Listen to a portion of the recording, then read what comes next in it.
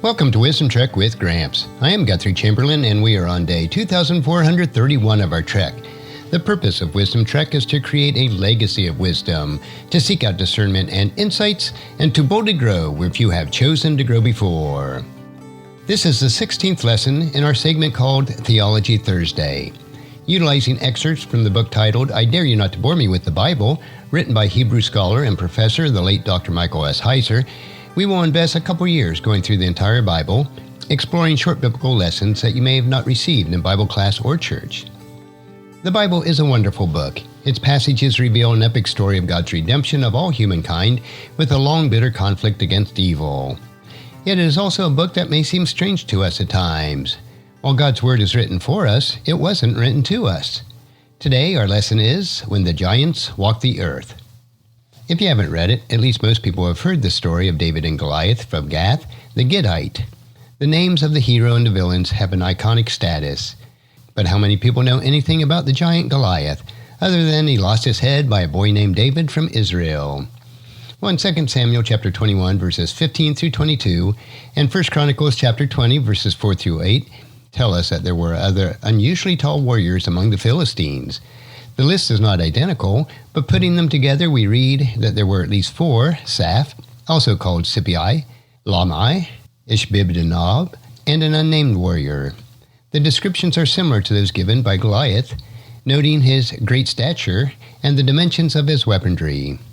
Unlike Goliath or the other named warriors, the unnamed giant is said to have 6 fingers on each hand and 6 toes on each foot.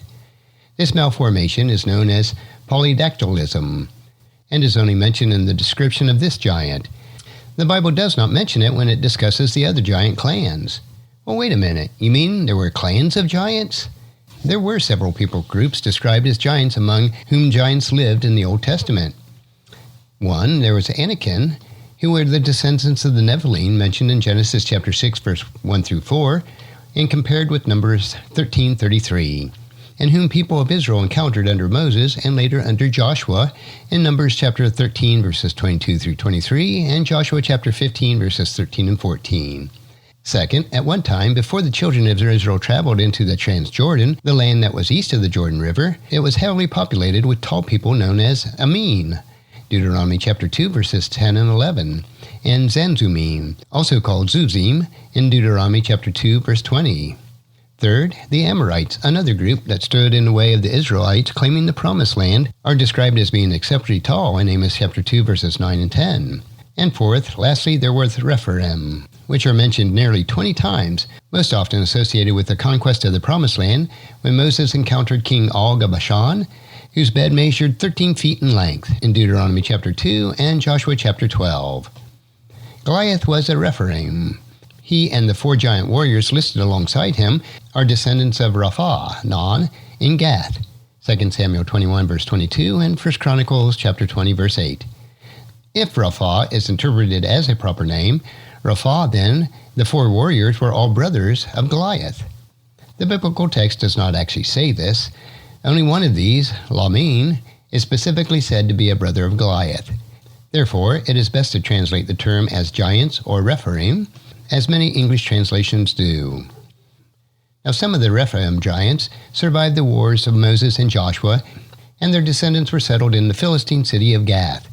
The other warriors who accompanied Goliath may not have been their brothers, but they were all part of the enduring and unusual lineage that challenged Israel in their land and opposed their God.